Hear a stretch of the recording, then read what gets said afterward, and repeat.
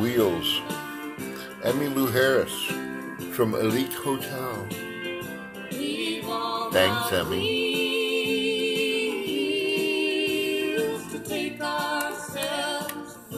Love this song. We got the telephone to say what we can't say. We all got high. Thank you, Emmy. We'll catch her on the way back out. You know how that works. Turn all these volumes. There's so many volumes. So what we're about today with the gracious introduction from Emmylou Harris is the continuation of the saga that is the Mexican vacation. As our story left off, I had just performed a slapogram on a person in Jack in the Box who had, I thought, cut in line. He didn't cut in line, but I slapped him. And so Ted rescued me, and he got me out of there, and we went to another Jack in the Box. Now, this is the next day. This is the day that the journey actually takes off. Off to Mexico, baby. Ted's arrived in his new-to-him Ford van with a pop-top where even monsters like I can stand up. And it had a refrigerator, and it had a stove. And his bed was over the cabin, and if one took the time, one could put slats down and sleep several people in there. It's a camper. And we were glad to have it. And this particular camper wasn't like the old kind of campers. You know, the most of the time when you have those vans, you got you driving, you got your girlfriend over there, and in between there's the motor. Right in the cab, you can use it for a coffee holder or whatever, but you got to use it for something because it's there. Not in Ted's new van. You know what they did? They took that motor out from in between the two people in the cab, and they brought it out and they turned it sideways. So they're able to put it right down in front where you usually see death coming in one of these vans. Well, they were able to tuck it right in there because it was sideways. It didn't take up any more space, but it allowed a lot more space back in the captain's, because we both had captain's chairs now, twirling chairs, you know. Yeah, the driver and me, and I can reach back and get beer, and it's a causeway to the back side of the van. It's not inhibited by a motor any longer. Oh, this is marvelous. This is functional. And so what we did was, after the Jack in the Box fiasco, we set out about 10 in the morning, which, you know, for us, that's pretty good timing. That's getting it together early. Rick wasn't coming with us, so, okay, see you later, Rick. Count your lucky stars, brother. And we proceeded in Ted's new van to hightail it down 101 to Los Angeles. And we had enough beer in there to make sure we weren't going to run out because, look, we're just starting the vacation.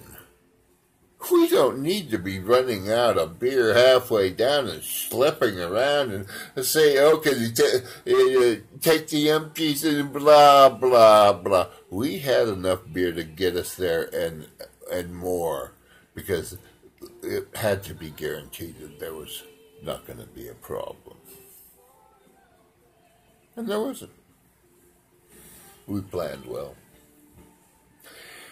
Now, the first funny thing about this vacation is, it's Ted and I in his van, and we're going down to Bahia de Los Angeles, a place where he had been before, and that's why he, brought us along with him, because you got to see this. Well, it was Ted and I, but we pulled up in front of the San Diego hotel. I don't know what the real name of it is, but It's the one made famous in Some Like It Hot, the comedy with Marilyn Monroe and Jack Lemmon. And the motel is as much a character in the movie as the actors are. It's just gorgeous. And when we pulled up there, it still looked the same. Still gorgeous. Red tiled roof, white wood painted white, and it's right on the, what do you call it, where you put your boats. It turns out that Annabelle, our other best drinking buddy in the world in Monterey, had joined up with her best squeeze, Deli Dave, and they somehow knew this person who had this very expensive $1 million yacht. Who knew? Okay, we're from Monterey, but these things happen. Life creeps in. So we're down there at that San Diego hotel from Something Like It Hot. And sure enough, here comes that yacht. And what they're doing is dropping Annabelle off. Because Annabelle wants to go on a drinking Mexican vacation with Ted and I. Smart girl. She knows where the fun is. So she gets off the yacht and we say, okay, thanks now, see you later, bye. And whatever they were doing, they were actually intending to go, down Mexico way, whatever, and come back and meet us on the way back. And they would pick Annabelle back up, and we would be relieved of her, and we would all make our way home. A brilliant, unique plan. So now that that's accomplished, now, while Ted and I are up front drinking, we have Annabelle in the, she put a seat in the middle there to keep them coming. We didn't have to grope around for them anymore. She just said, here. It was just perfection. Now, Annabelle has the same birthday as I do, and so we have been lifelong friends ever since we found that out. I can't really stand her. I'm kidding. No, she's a very wonderful kid, and she's one of the drinking buddies that we have. Because she's short, but she can keep up with us, whereas many can't. Now that's why she's one of our best friends. Because she can do it, baby. She can party and she can keep on partying. Well, who else would you ask for to accommodate you on this brave new world of a Mexican vacation? It's her we wanted, of course. So, we've made it down to the border. They don't expect much on the way down to Mexico. They don't care what you got. They only care what you're trying to bring back in. Everybody knows that. Because what's coming back in is all those Mexican drugs and stuff that us U.S. citizens really want. But the government doesn't want us to have that. Thanks, government. So, but going down, nobody expects anything. It's just, you got money, you're coming to Mexico, welcome, amigos. And that's the way it was. They welcomed us, they shot us through, and the next thing we saw was in the border town of Tijuana. Oh, yeah. You might not be aware of this, but as soon after you get into Tijuana, there is a Mexican Safeway. It's not hidden. You didn't have to say, excuse me, sir, could you please tell me? No, it's right there. It's there for a reason, because they know us tourists want to go shopping there. So we pulled up into the parking lot of the Mexican Safeway. Looks a lot like a Safeway, but, well, it has certain improvements over ours. And while we're getting out of the van to go into the Mexican Safeway, we see something interesting that we don't often see in California, at least not yet. We see an 8-track go by. In this case, what that means is it's a soldier vehicle, and there's 2 wheels in front, to turn it, and there's the driver, and there's the guy riding shotgun, literally. And behind them, with the 3 wheels on each side going back, there are benches faced each other, and there's about 4 soldiers on either side looking at each other with rifles in their hands. Anybody got a problem? Well, of course, we didn't have a problem. We didn't have enough time to become a problem. We had just gotten there, but we thought it was interesting. So we went into the Mexican Safeway. And for some reason, I had a lot of money at this time. I've been a lifelong musician, a whole long time between having any money, and then sometimes I had a whole lot of money.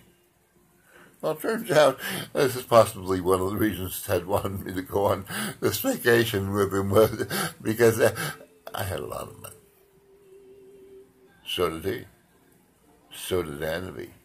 We were perfectly prepared to just debauch ourselves as much as humanly possible for this little 2-week vacay.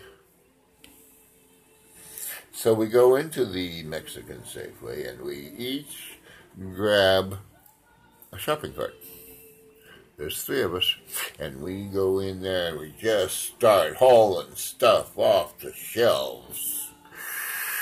Mainly was Triseki Triseki beer. That's Trace X. It's stronger than the Dos Equis, which is just normal nothing up here in the U.S. But the reason that you have to go to Mexico to get the Trace Equis is because they decided not to compromise. They're not going to water it down for U.S. laws. You want Trace Equis, you come and get them. And that was a wise move because it's well sought after, with everybody knowing how strong it is. It has its own value. It's worth not selling out to the big pig up north. So that's one of the things we were draining the shelves of, was cases of Dos Equis. Also, being who we are, just bottle after bottle after bottle of vodka. And as a tribute to being in Mexico, we also got bottle after bottle after bottle of tequila. It's Mexico. Why? So now we go up to get in line, with the 3 shopping carts full of it would kill anybody else. It's a regular manifest for us. But anyway, so I'm at the front cart, and there's the other guy's carts behind me, and they decide, oh, we need more, we'll see you in a minute. So there I am, in line, by myself with these 3 huge carts of alcohol. Hold on a second. I can't pause anymore, so you please bear with me.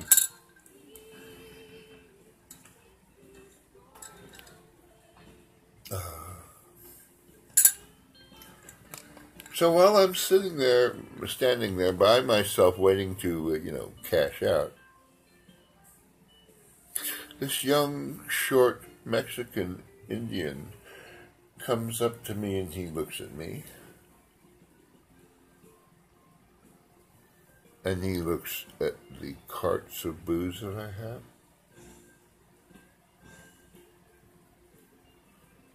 And he looks back at me and he says, if you... I couldn't understand anything he said. He was speaking Mexican. But fortunately, right behind him in the checkout lane on the other side, there was a lady who became our interpreter because she spoke English and Mexican. And she just leans in and says, he says, if you drink all that, you'll be sleeping with the angels. And we got a kick out of that. I mean, he didn't know. And I understand his concern, but it just wasn't going to happen. I've been near the edge a few times in my life, but it wasn't going to be because of a Mexican Safeway full of beer and vodka and tequila. It takes more than that. I'm a testament. I'm still there.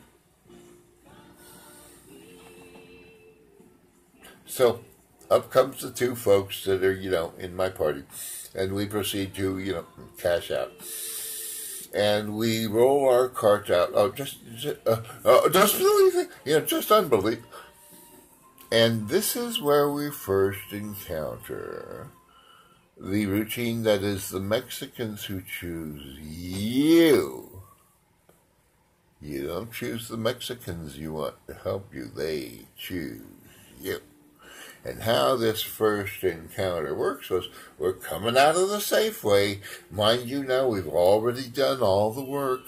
We've already shopped. We've already checked it out. We've got it all in the cart. All we have to do is get it to the freaking car, okay? And as we come out, there's a sidewalk full of young men waiting for fish like us. And they see us coming out and going to the car. Oh, I'm helping you. There's no choosing on our part. He chose us, and he is there, and that's just the way it's going to be. So this one or two gentlemen helped us to the car, and were as much in the way as they were helping, and put the booze away. I mean, really, they didn't want a tip for helping. They wanted a tip to go away. And it worked, too. We paid them money, they got the hell out of there. They bothered us enough. Their little routine of waiting on the sidewalk and then just bothering us while we get to the car. Well, we're glad to pay them to go away by the time we get there. It's very effective. And you'll find this theme reoccurring as you meet certain people in Mexico. You don't choose the one you want to drive your bus or whatever the heck it is. They choose you. And they won't let loose until you might be able to do something about it. But the way it works is they choose you. So anyway, now we're off. And in Tijuana, it's all very, laid out like a city and like a suburb. It's in the desert, so it's all flat, and there's bars. But as soon as you leave the block with the back of the bar on it, you're completely out in the desert. All of a sudden, completely in the desert. There's no suburbs saying, hi, thanks for coming. You're gone. And so starts our journey. Now, this journey was wonderful because we had all the booze we could possibly want. And being three major alcoholics, well, it's off to a good start, you see. And what Ted decided to do was he said, all right, put everything away. What we're going to do here, because we're in Mexico, is we're going to drink tequila. And the way we're going to drink tequila is we're going to pass it to one who takes a big gulp, and he passes it to the other, and he takes a big gulp, and he passes it to the other, and she takes a big gulp, and it just keeps going around until it can't go around anymore. Well, with us being involved, it went around quite a few times. We weren't doing the other stuff out of tribute to Mexico, so give me that tequila, brother. And we put a heavy knock on that bottle, I'll tell you that. Eventually, I, had a beer and said, hey, yeah, give it a break. But we consumed quite a bit of tequila just on the celebratory start of the vacay. And we're driving down this highway, I don't know what it's called, but on Mexico, you got the main body of Mexico, and then you got Bahia, little sliver thing. That's where we were going, down Bahia. And if you go all the way to the end of Bahia, you go to Cabo San Lucas, which was a shot of John Huston movie, and it's very picturesque. But we weren't going to Cabo San Lucas, but we were using that highway to get down as far as we wanted to go. We were going about halfway down and then hanging a left and going to Bahia de Los Angeles, the Bay of the Angels. That's where Ted had had his vacation before. We hadn't been there, we didn't know. So anyway, we were driving down the main highway, that the government supports and keeps maintenance after a fashion.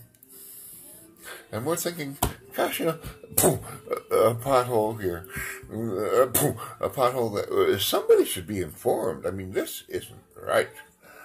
And the only car that we saw for the entire many, many hours that we were driving south was going the other way, and it was, oh.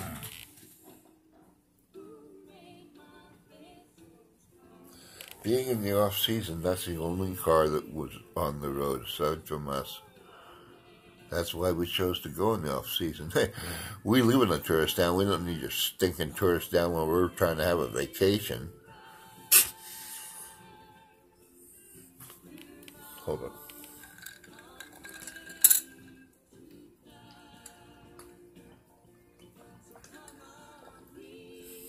Thanks. So there comes a time at about 12 midnight. Totally black. You can only see a couple cacti as we drive by. And, the occasional pothole. You can't really see anything. And we get to this one particular point, and Ted says, "Whoa! We've gone too far." Hannaby and I said, "What the hell are you talking about? We've gone too... What the hell do you know? All we see is cactuses and the headlights that don't do any good at all." And he said, no, he wasn't to be questioned. He turned around, and sure enough, he was within half a van's worth of the turnoff road that we wanted to get us to Bahia de Los Angeles. Now that's pretty incredible, considering we were driving in the dark for hours. And within a half a van's worth, he called it, "Nope, don't recognize this, we've gone too far." How about that, huh? So, now we're leaving the main highway that goes down to Cabo San Lucas, that the government supports. This road to Bahia de Los Angeles isn't quite the same situation. This road is maintained, if by anybody, by Bahia de Los Angeles, and they were behind in their maintenance. We first noticed that because as soon as we turned off the main highway, bye! Non-stop potholes. I mean, for hours. And if we weren't such determined, stupid idiots, we would have turned around and got the hell out of there. But we weren't going back. We're too stupid for that. We have things to do. And then not only that, not only is it pothole after pothole. Anthony, you okay back there? Yeah? Okay. There comes a mountain. Ted knew. He didn't tell us. Not only is it pothole hell is now going up a mountain. A very steep mountain.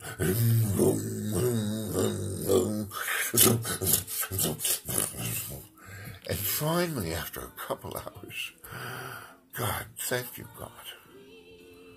We reached the crest of the mountain. We could tell because it started to go down. We couldn't see anything. It was 12 midnight. We couldn't see Bahia de Los Angeles, even though it was splayed out in front of us, because it was midnight. The headlights barely made an effect on the road, let alone seeing down to Bahia de Los Angeles. But we knew it was there because we were over the crest, and Ted explained that, yeah, we're close. So we took a minute. Just give us a minute, and drank a couple beers, and we okay? Check. Okay, let her loose, Ted. Yeah! And we just poured on the gas, and boom! It was the same potholes on the other side of the mountain. Boom, boom. So there's another hour and a half of going down the other side of this stupid mountain, but you can't see because it's midnight.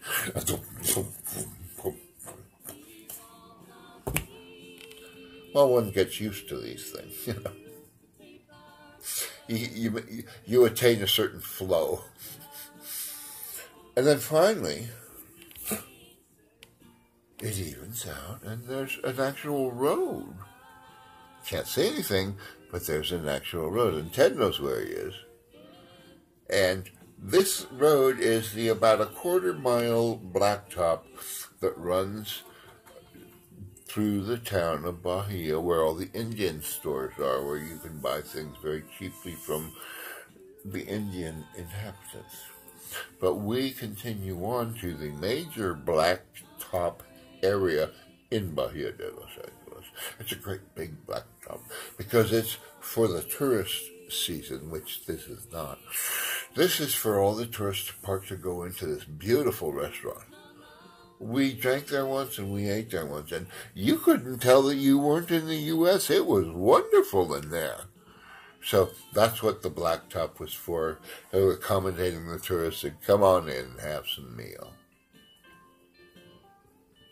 And also at the behind us, it wasn't. We came down the mountain, but the town consisted of the main street and then a couple risings in back along the hill. So you had a street here, and up a little higher you had a street here. And so the higher up you were, it was more of a bother for people to get to you. So it was, yes, you had to go that far to get there, but it kept them from coming to see you quite so often. You see what I mean? So the Mucky Mucks had the houses higher up.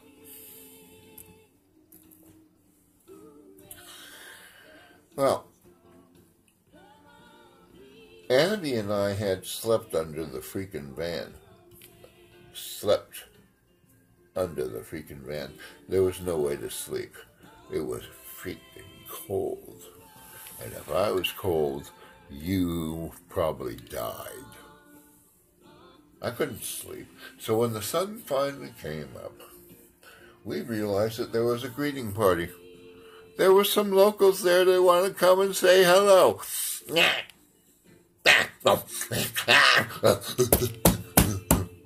We were surrounded by a gang of full-grown pelicans who just, they knew we were tourists. And nobody else was stupid enough to sleep on the blacktop. So there they are saying, okay, what you got? And unfortunately for them, we didn't have any food right at the moment. Excuse me.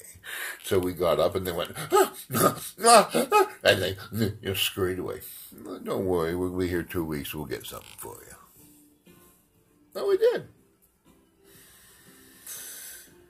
So, it's now time to wake up Ted because the sun has come up and woken Annabelle and I up.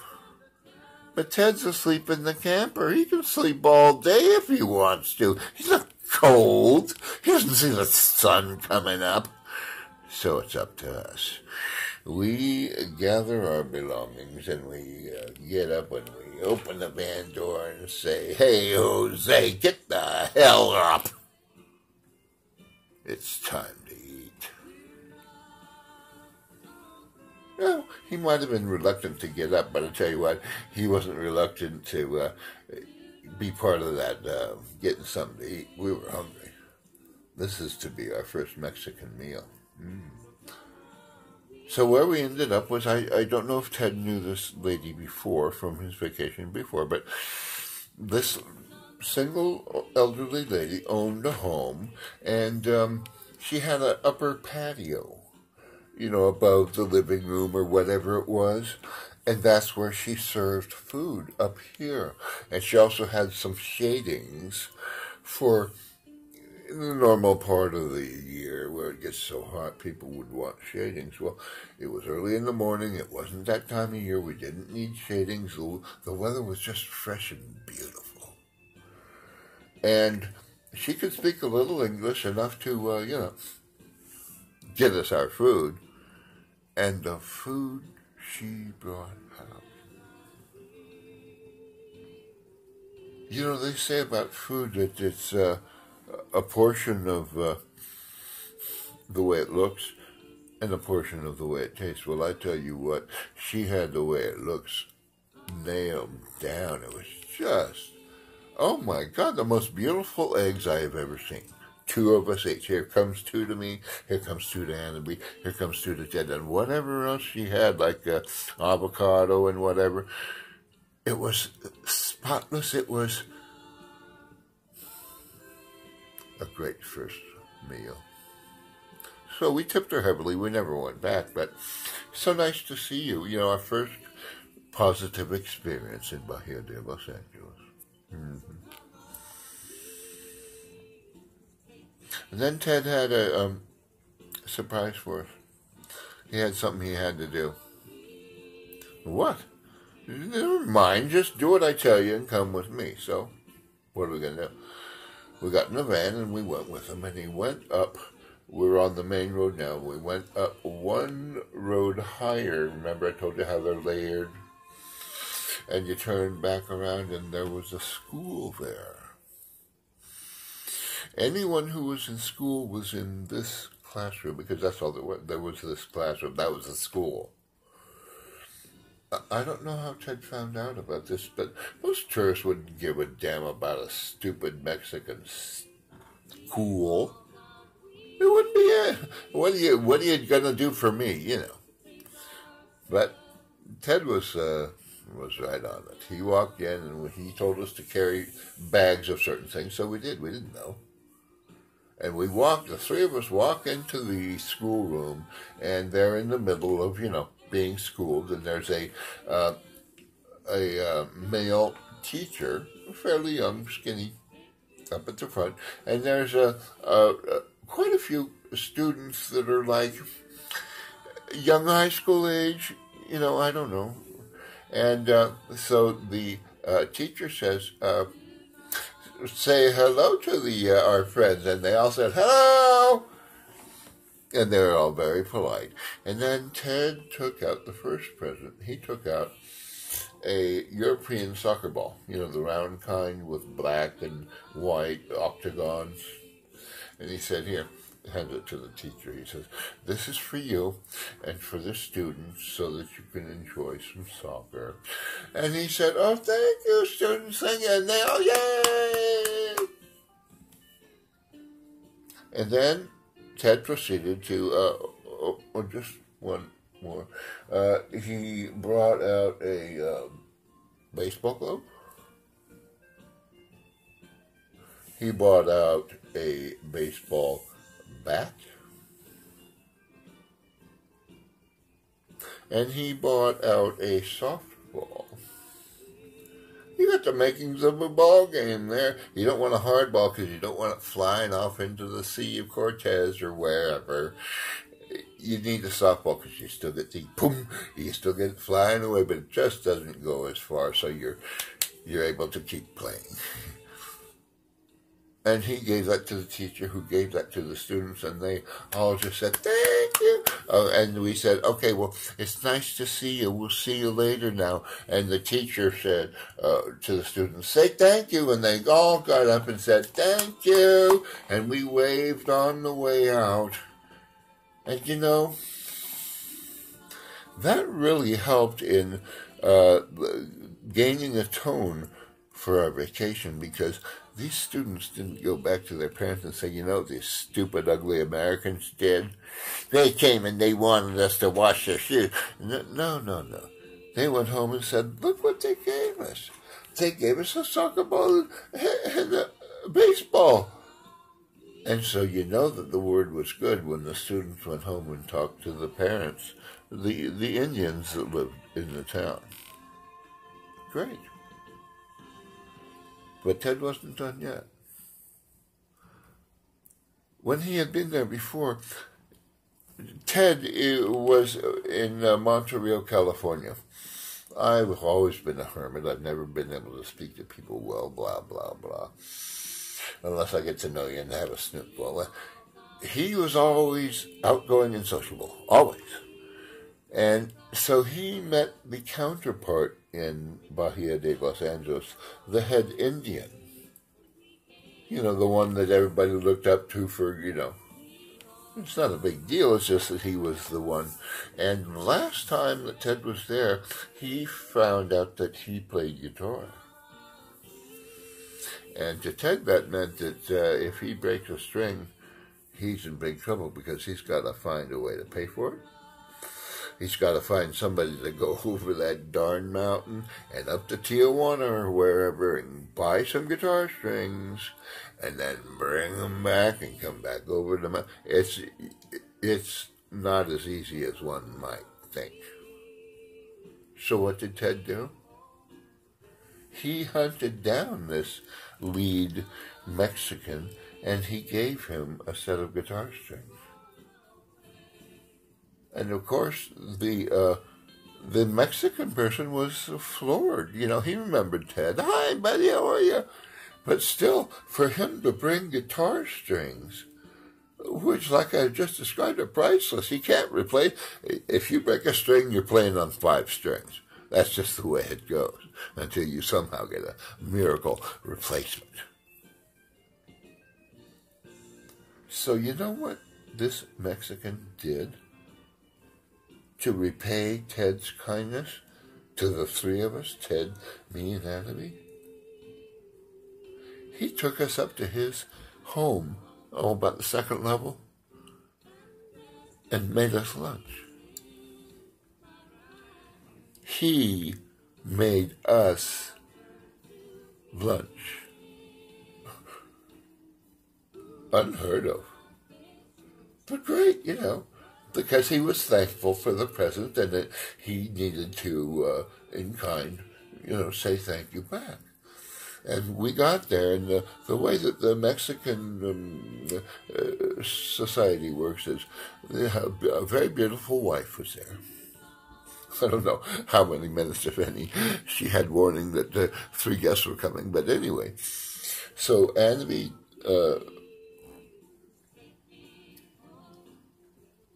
we all sat down at the table, and so did the Indian friend. And the wife, without ever saying anything, would just come up and offer tortillas, and then go back to the oven and bring more. And of course, every time we would say, thank you so much. And she would nod her head, but she wouldn't say anything. They're not there to say anything. It's his job. We're visiting him. She's just presenting the comfort for us. And it was well appreciated. She did a great job. And once again, we had come out heroes, because we had given him the guitar strings, and he made us a lunch that was just a wonderful man. You get an authentic Mexican food, you're going to like it. So after, you know, some time, we probably brought beer, because I'm not going anywhere without beer. So we brought the beer, and he made the food. And once, lunch was done, and thank you very much, we went back down and we rented a cabin right on the sand, right on the beach. You couldn't get any closer. There was about 10, 20 feet of beach, and then you were in the ocean. Beautiful. And there was about 3 of these cabins, and they had a great big front porch on them, behind of which was 1 bedroom over here, 1 bedroom over here, and a straight walk back to the bathroom, and all tiled and wonderful. No water. We didn't need, what's the water? I don't know. No electricity, I'll tell you that. And it was wonderful. And so that's where I'm going to leave it right now. It's because we have arrived, and we've made a good impression, and now we are about to mingle with those that live there. So, in appreciation and helping us out is Emmylou Harris, baby. We all got wheels.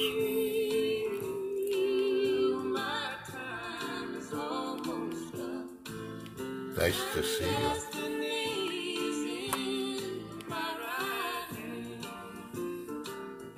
We'll check you later, huh?